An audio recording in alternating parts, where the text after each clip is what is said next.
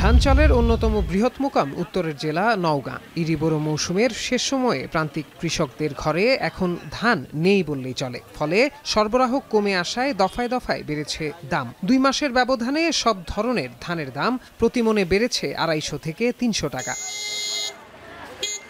জেলার মহাদেবপুরের চক গৌরী সাপ্তাহিক হাটে সপ্তাহের ব্যবধানে জাত ও মানভেদে মন প্রতি 80 থেকে 100 টাকা পর্যন্ত কমেছে ধানের দাম। এতে ক্ষোভ প্রকাশ করে ধান বিক্রি না করে বাড়িতে ফেরত নিয়ে যান অনেক কৃষক।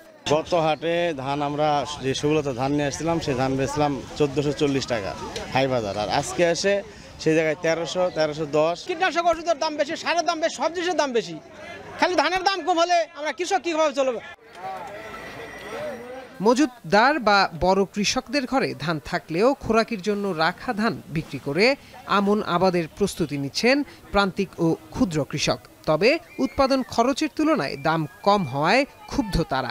হাটে পর্যাপ্ত পরিমাণে ধান আছে, কিন্তু তারপরেও মূল্য সেরকম ন্যায্য মূল্য পাচ্ছি না আমরা। কৃষকেরা তো সারা জীবন ঠকে আসছে, কিন্তু ব্যবসায়ীরা যেটা পাওয়ার দরকার ওরা লাভ অংশটাই ওরা করছে।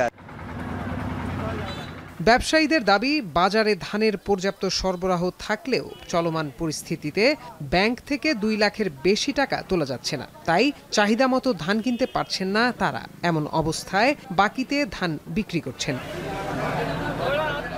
মৌসুমের শুরুতে এসব ধান 900 টাকা থেকে 1100 টাকা পর্যন্ত বিক্রি হয়েছে। পর্যায়ক্রমে যা বেড়ে 1530 টাকা পর্যন্ত বিক্রি হচ্ছিল। ব্যাংক থেকে চাহিদা মতো টাকা পাওয়া গেলে ধানের দাম আবারও বাড়বে বলে মনে করেন সংশ্লিষ্টরা। এখন নওগাঁ।